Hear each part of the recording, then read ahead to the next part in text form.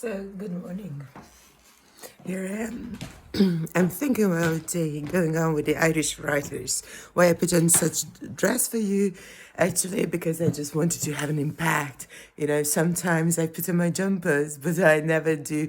I never make videos in my jumpers. So let's go on with the Irish writers, the most renowned writers. One of my favorites is coming up on. This is George Bernard Shaw. You have probably listened to my Pygmalion excerpt read out loud in a video form. He was born in 1856, died 1950. Why is he famous for? He was the most influential people, one of the most influential people in London during the first half of the 20th century. His most famous places, Arms and the Man and Superman and Pygmalion. Okay, quote, youth is wasted on the young. So youth is wasted on the young. This is said by George Bernard Shaw. G.M. Synge, born in 1871, died in 1909, a giant Irish culture. He was a major figure of. He was a major figure in the Irish literary revival and one of the founders of Abbey Theatre in Dublin. Abbey Theatre, we will talk about it, how it was founded, okay? A bit later on in a separate video. Now, he wrote some of the most famous and significant Irish plays, the Playboy of the Western World. It's a very important play by him. Or In the Shadow of a Glen and Riders to the Sea. Because there's no language like the Irish for shooting.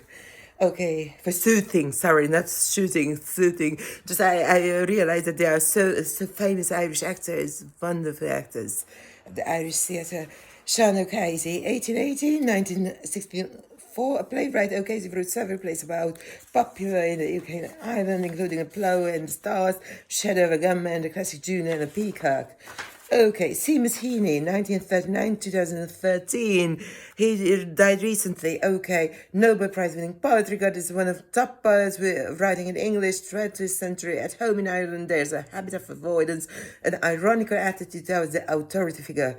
Maeve Binchy, 1940-2012. She was an Irish novelist, playwright, short story writer, columnist, and speaker, known for her light-hearted depiction of Irish life in small communities. Joan Banville, 1945 up to the present, novelist, short story writer, and screenwriter. Neil Jordan, 1950 present.